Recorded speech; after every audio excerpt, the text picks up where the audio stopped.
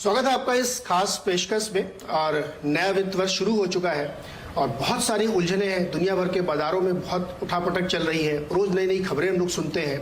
तो ऐसे में बड़ी उलझन होती है मन में कि बाजार में क्या होने वाला है, दुनिया में क्या हो रहा है, यूक्रेन में क्या हो रहा है। तो इस उलझन को कैसे दूर करें, कैसे समझें। तो मुझे लगा कि इससे बेहतर क्या हो सकता है कि हम रामदेव सर के पास चले। मोतीलाल ओसवाल सर्विसेज के फाउंडर और चेयरमैन है। तो मुझे लगता है कि सर आपका जो दशकों का अनुभव है ना, हम लोगों के लिए बड़ा एजुकेशनल होता है। आप रोज एक नई खबर सुनते हैं कि यूक्रेन में कुछ चल रहा है, बाइडेन साहब कुछ बोल देते हैं, फिर इंडियन मार्केट में उसका इम्पैक्ट आता है।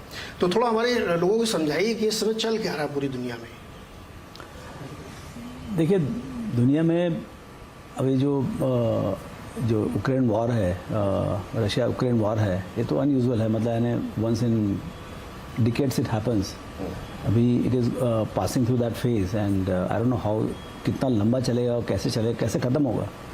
मतलब देखिए, जैसे इराक वॉर में क्या हुआ, उन्होंने अटैक किया, इराक ने अटैक किया कुवैत के ऊपर, लेकिन finally Kuwait got washed out.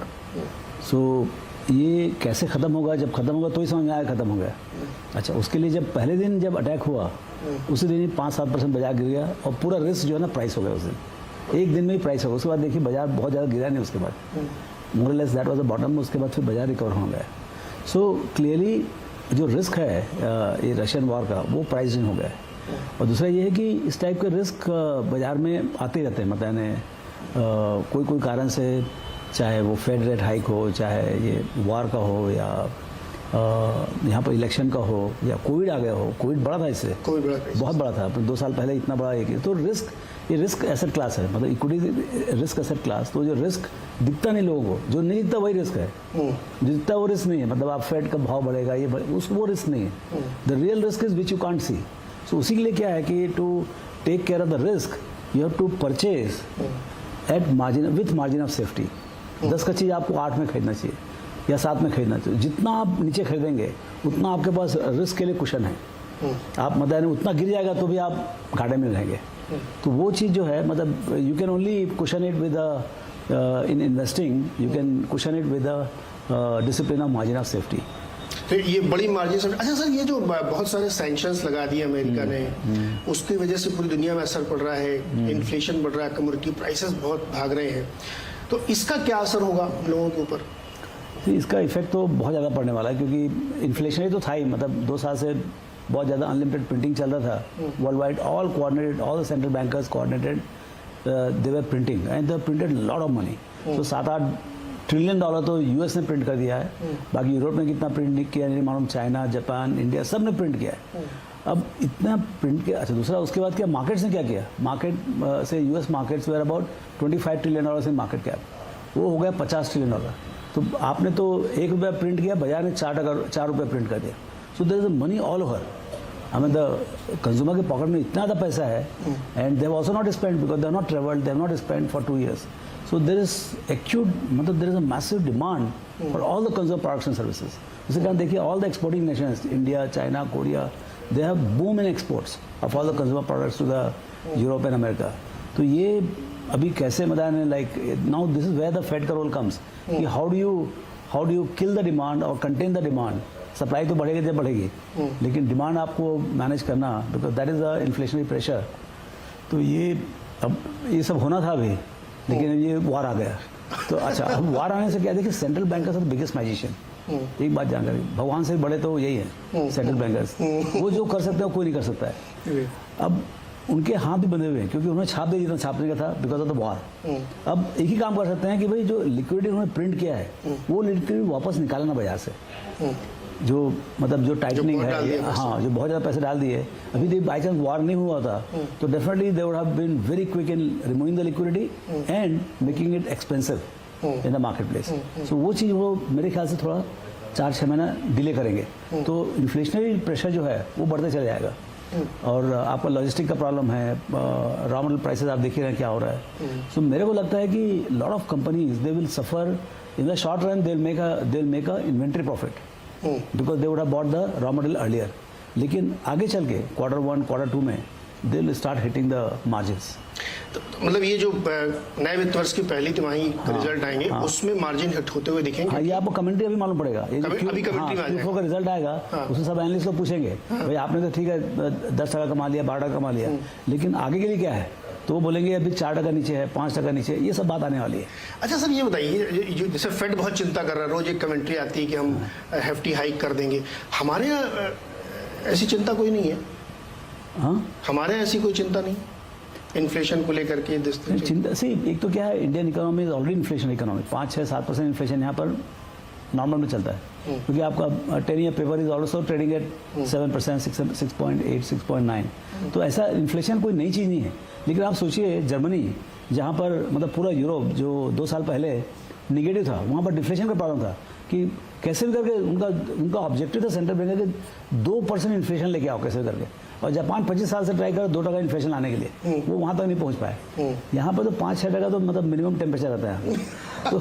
तो ये इकोनॉमी अलग है, we are emerging market economy, and actually see because our value add in the economy is very low, that's why we are emerging market, whereas the value add in developed economy is very high। तो commodity का pressure जो है ना, commodity का impact जो है ना, ज़्यादा हम लोग को पड़ता है।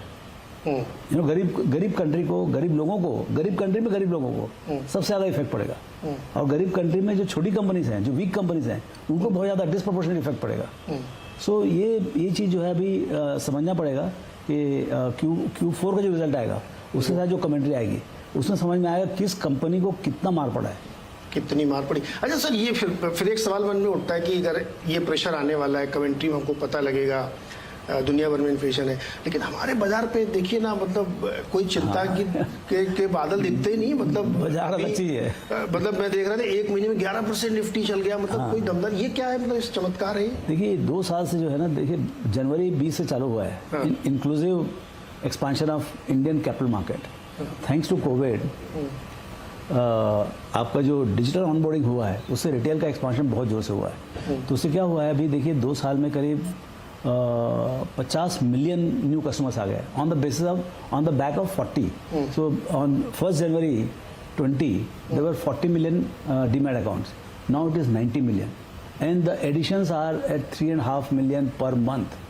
Even in the bad time, अभी थोड़ा करेक्शन आया तब भी 2-2.5-3 मिलियन हो गया, अभी 90 मिलियन के आसपास हो गया। मेरे को लगता है अगले 4-5 साल में ये हो जाएगा 200 से 250 मिलियन। तो ये क्या अनप्रेसिडेंटेड टाइम है, मतलब रिवोल्यूशन चल रहा है इंडिया में, और ये मतलब downs are temporary, ups are permanent, ऐसा हो जाएगा। इसमें क्या हो जाएगा कि आपका जो करेक्शन बहुत शैलो होगा और बहुत शॉर्ट लिव्ड रहेगा, and rises will be much more swifter and much more kind of permanent. क्योंकि देखिए आप अभी 90 मिलियन अकाउंट्स हैं, अच्छा ये लोग पैसे कमा लेंगे, 17 का कमा लिए, अब जो बाहर बैठे थे उनको लगा कि मैं मिस कर गया, तो वापस फिर से लाइन से आएंगे वो। सो मेरे को लगता है आपके पास 800-900 मिलियन आपके पास बैंक अकाउंट्स है, आपके पास करीब 150-200 मिलियन टैक्स पेयर्स हैं, अबाउट 180 मिलियन और समथिंग। तो मतलब number of investors in the market has to increase. तो मेरे को लगता है 200-250 मिलियन कस्टमर तो आपको 3-4 साल में हो जाएंगे। तो ये बाजार का जो रुख है एकदम बदल जाएगा। आपका secondary market valuations will be good, आपका IPO market will be buoyant throughout the year, उसके कारण से private equity will be even more buoyant, and then startup capital will just pour in from all over the world because valuations are very good.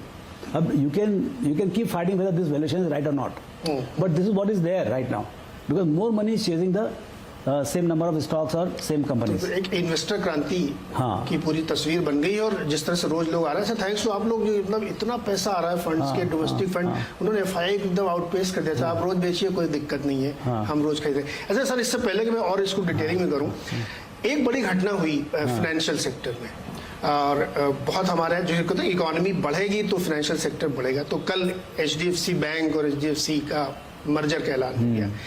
इस event को आप कैसे देख रहे हैं? देखिए ये हिस्टोरिकल इवेंट है। जो कंपनी 40-45 साल पहले चालू हुई, मॉर्गेज कंपनी, वो उसने पैदा किया सबसे बड़ा बैंक, उसने पैदा किया सबसे बड़ा एसेट मैनेजमेंट कंपनी, उसने पैदा किया सबसे बड़ा इंश्योरेंस कंपनी, और आज सब मिलके एक एंटिटी बन गया पूरा। तो एंड 200 बिलियन डॉलर का सिंगल बैंक इज कोटेड। सो मेरा मालूम नहीं कौन सा रैंक है, लेकिन विश्व के जाने माने बैंक्स में, टॉप 10 बैंक्स में आ जाएगा ये, और इसके ऊपर सिर्फ 15 से 20% का ग्रोथ है। तो आप समझ लीजिए आपको ये जो 20 लाख करोड़ का जो 25 लाख करोड़ का बैलेंस शीट है वो आपका अगले 4 साल 5 साल में 40-50 लाख करोड़ का बैलेंस शीट हो जाएगा। Maybe it will become banker to the nation. अभी SBI is the banker to the nation, 35 lakh crore का बैलेंस शीट है। तो ये जो प्राइवेट सेक्टर का राइज है, जो 95 में जो आपने लाइसेंस दिया, ये 25-30 साल में जो उन्होंने बनाया है 28 साल में, वो एक एक्चुअल में इंडियन एंटरप्रेन्योरशिप का एक बहुत ज्वलंत उदाहरण है कि ऐसा भी हो सकता है। करेक्ट। अच्छा, हम लोग भी जो स्टार्टअप वगैरह देखते हैं तो पुरानी स्टोरीज भूल जाते हैं। ये आपने सही एग्जांपल दिया कि ये आप देखिए एंटरप्रेन्योरशिप का कमाल कि इतनी बड़ी बैलेंस शीट, इतना बड़ा जायंट क्रिएट किया है एंड विद क्रेडिबिलिटी और गोल्ड स्टैंडर्ड के साथ। तो ये तो जो अंडरलाइंग इकोनॉमी यदि ग्रो होगा, हाँ। देखिए अच्छे बैंक से इकोनॉमिक ग्रोथ होती है और इकोनॉमिक ग्रोथ होता है तो बैंक अच्छे चलते हैं।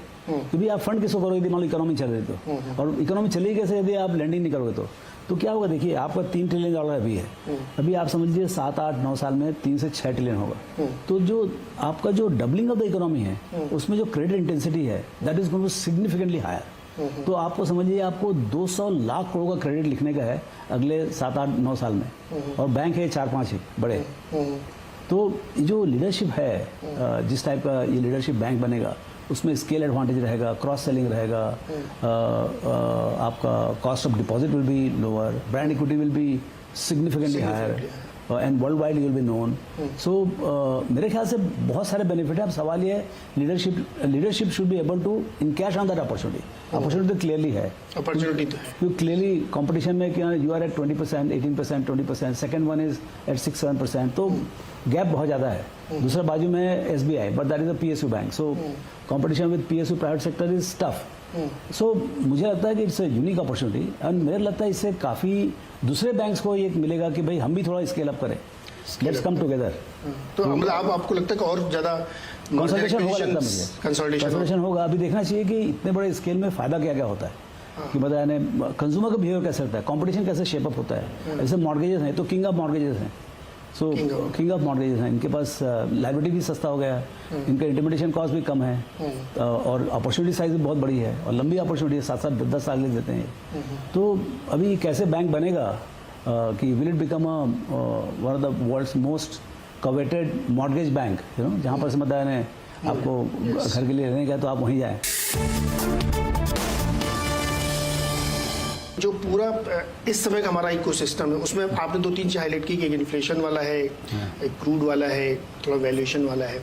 तो करंट सिचुएशन में जो हमारे दर्शक देख रहे हो, इन्वेस्टर्स समझना चाहते हैं कि वो कहाँ नज़र रखें, कहाँ रडार अपना फिट करें, वो कि ये एक सेक्टर है जैसे कहीं भी चिंता हो सकती कहीं पे नहीं होगी।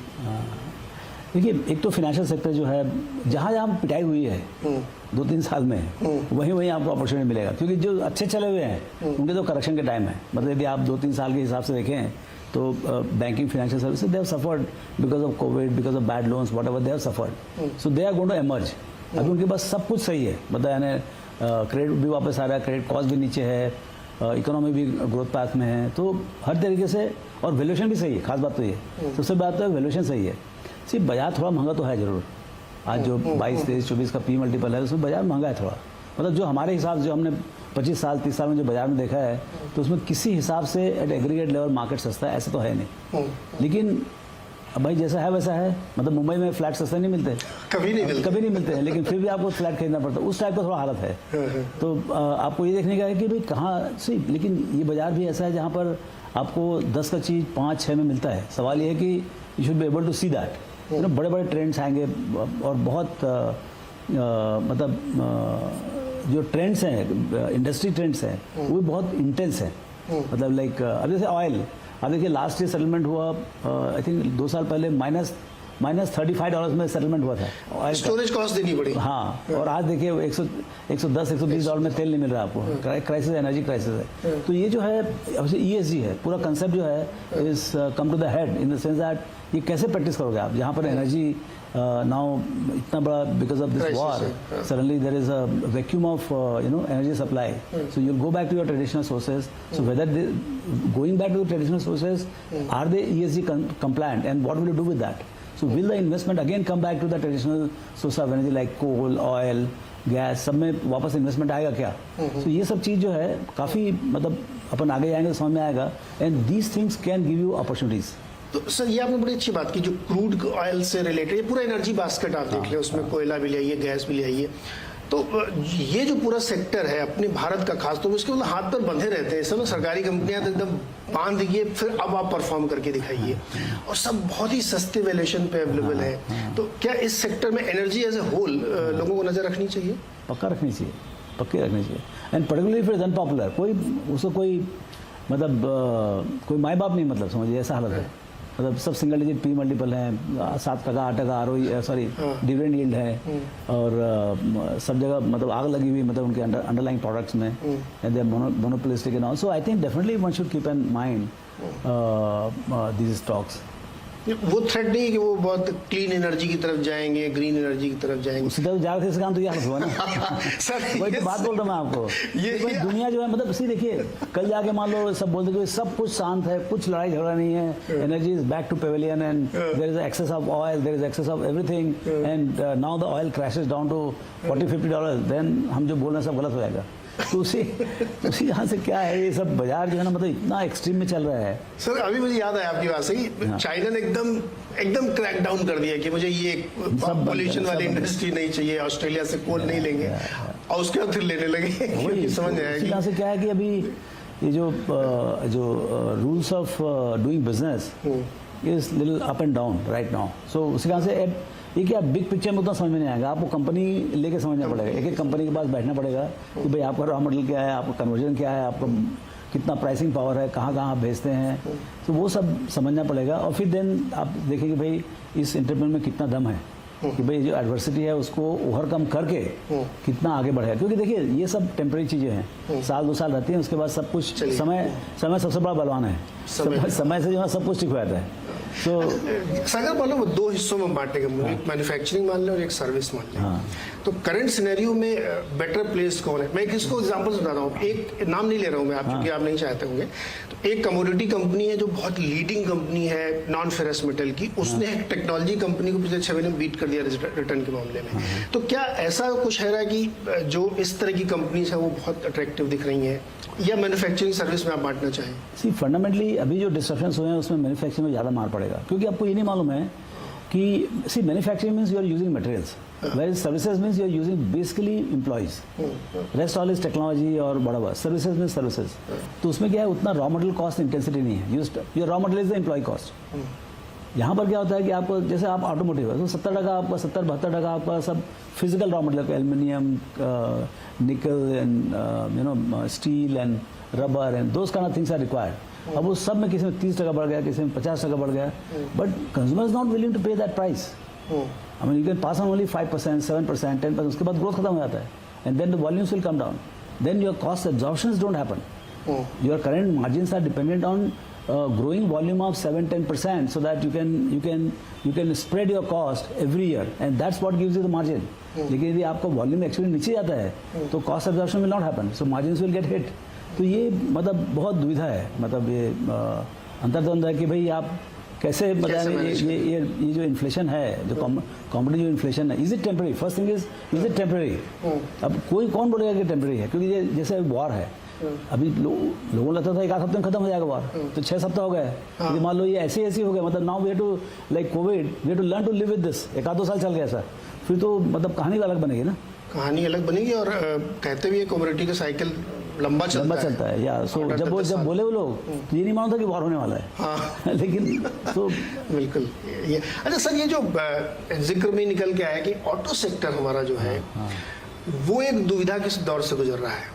कोविड की बीमार पड़ी, फिर गाड़ियां नहीं बिक रही थी, धीरे धीरे शुरू हुआ, फिर बीच में एक नया आइडिया आया ईवी का कि इलेक्ट्रिक व्हीकल बहुत तेजी से पूरी दुनिया में प्रचारित होने लगे, बिकने भी लगे, अपने देश में बहुत तेजी से तरक्की कर रहे हैं। तो जो पुराने आइस इंजन वाली कंपनीज हैं या जो नए ज़माने की कंपनीज हैं, तो एक दुविधा की स्थिति है क्या अपनी ऑटो को लेकर? दुविधा की स्थिति इसलिए है कि भाई आपका टेक्नोलॉजी फंडामेंटली बदल रहा है आफ्टर 100 ईयर्स। जो 100 साल तक आपने ऐसे इंजन बनाया, उसके बाद अब finally it is giving way to the hybrid और इलेक्ट्रिक जो भी है। So there is a change, same IC is not going to work. या तो आप इलेक्ट्रिक में जाइए या फिर हाइड्रोजन और दुनिया भर के हाइब्रिड टेक्नोलॉजीज की बात कर रहे हैं। So there is a clearly change, and any change is not good for the existing setup. भाई आप बोलो कि मतलब जो भी एग्जिस्टिंग स्टाइल से जो कर रहे हैं बिजनेस, उनके लिए तो डिस्ट्रप्शन है ना, ये बहुत बड़ा डिस्ट्रप्शन है। सो अब इसमें जीतेगा कौन? मतलब are we going to get Teslas of the world in India? लेकिन वो सब 40-50 हज़ार डॉलर वाले हैं, हमको तो 4-5 हज़ार डॉलर की गाड़ी चाहिए, तो वो कौन ला के देगा आपको? अच्छा गाड़ी चाहिए, बात भी पक्की है। जैसे ओपनिंग होगा तो मेरे को तो ऑफिस जाने का, तो मेरे को गाड़ी चाहिए। सो इलेक्ट्रिक 40,000 और पेट्रोल 5,000 डॉलर का, तो क्या लोगों पर? So actually the relevance for Indian consumer right now, I'm not saying in future it will not transit, it will happen, transition will happen, and the same companies, existing companies will bring appropriate technology as the time comes, you know. So so there is one level of disruption in the technology for sure, it is challenging. Second is that what is the compulsion of cost and consumer, ownership की cost. Yeah. अच्छा sir, अब दो चीज़ें में सबसे बड़ा risk या सबसे बड़ी चिंता भारत की क्या होनी चाहिए? इन्फ्लेशन, क्रूड ऑयल या वैल्यूएशन? आप इन्वेस्टर के हिसाब से बोल रहे हैं? हाँ, इन्वेस्टर। इन्वेस्टर के लिए तो वैल्यूएशन ही है ना। आपको 10 का चीज 8 में खरीदना ही खरीदना है, नहीं मिलता तो चुपचाप सो आप। सो ऑलवेज नहीं, अच्छी चीज़ सब महंगी रहती है, सस्ती तो होती महंगी नहीं रहती है, तो भाई आप भाई वही तो फिर वो स्किल चाहिए ना बाजार में, कि भाई कहाँ पर आप 10 का चीज 9 पहले हम बोलते 7 में खरीदो, 7 में नहीं मिलेगा, 8 में मिलेगा, 8 मिलेगा, 8.5 में मिलेगा। कहीं कहीं पर अपॉर्चुनिटी देखिए, पहले क्या होता था, अपॉर्चुनिटी आपको रोज मिलता था, अब जो है ना अपॉर्चुनिटी जब मिलेगा तब मिलेगा। तो ये अपॉर्चुनिटी क्या आने वाले क्वार्टर में मिलेगी? अपॉर्चुनिटी कंटिन्यूस है। जो इन्वेस्टर है उसको तो क्या, देखिए उसके पास, मेरे पास जैसा पोर्टफोलियो होता है, मैं मान लो जितना बड़ा भी पोर्टफोलियो चला रहा हूँ, मेरे को तो इंक्रीमेंटली देखना है कि मेरे को एक आइडिया और मिले, तो मैं अपना 5% कहीं और से बेच के यहाँ लगा दूँ, ऐसा। यस। समझे? सो मेरे को 100 का 100 मेरे आज नहीं लगाने का। ये 100 करोड़ का भी पोर्टफोलियो है, तो उसमें मेरे तो 100 करोड़ के शेयर पड़े हुए हैं ना मेरे पास। तो सो मेरे को कल भी कोई नया आइडिया आता है तो ही जाके मैं पोर्टफोलियो बदलूंगा, या बहुत ज़्यादा कुछ भाव बढ़ गया उल्टा सीधा, तो जाके बेच के फिर बैठ रहा हूँ कैश में थोड़ा बहुत, फिर कोई ना कोई नया आइडिया मिल ही जाएगा। इतना बड़ा मार्केट है, कुछ ना कुछ तो मिलता ही है। तो हमने ये सीखा रामदेव सर से कि अपॉर्चुनिटीज़ हमेशा मिलती रहती है, आप उसमें खरीदिए और बहुत ज़्यादा चिंता मत करिए, लेके रखिए। और इतनी अपॉर्चुनिटी इंडिया में आने वाली है जिसको आप सोच नहीं सकते, और उसका नतीजा या उसका प्रूफ ये है कि दुनिया भर में इतने मार्केट गिरे लेकिन अपना मार्केट चढ़ता जा रहा है। ये वन टाइम है, बता रहा हूँ मैं आपको, ये जो रिवोल्यूशन हो रहा है ना, ये 40 मिलियन से 400 मिलियन 300 मिलियन पता नहीं कहाँ रुकेगा वो आप लोगों को मालूम है, लेकिन 200-250 मिलियन का जो कस्टमर बेस बनेगा, in stock market will B if not the first religion of India, it will become definitely second religion. Sir ये तो मतलब क्लोजिंग लाइन आपने दे दी कि ये नया रिलीजन है इन्वेस्टिंग, और यहाँ पे एक क्रांति हो रही है, उसमें आपको पार्टिसिपेट करना चाहिए अगर आप समृद्ध बनना चाहते हैं और इंडिया की ग्रोथ स्टोरी के हिस्सेदार बनना चाहते हैं। रामदेव सर बहुत बहुत शुक्रिया हमारे साथ जुड़ने के लिए और हमारे दर्शकों को, निवेशकों को इतने अच्छे से समझाने के लिए कि मार्केट में इन्वेस्टिंग करके आप पीसफुली रह सकते हैं और एक नए रिलीजन का हिस्सा भी बनिए। बहुत बहुत शुक्रिया सर।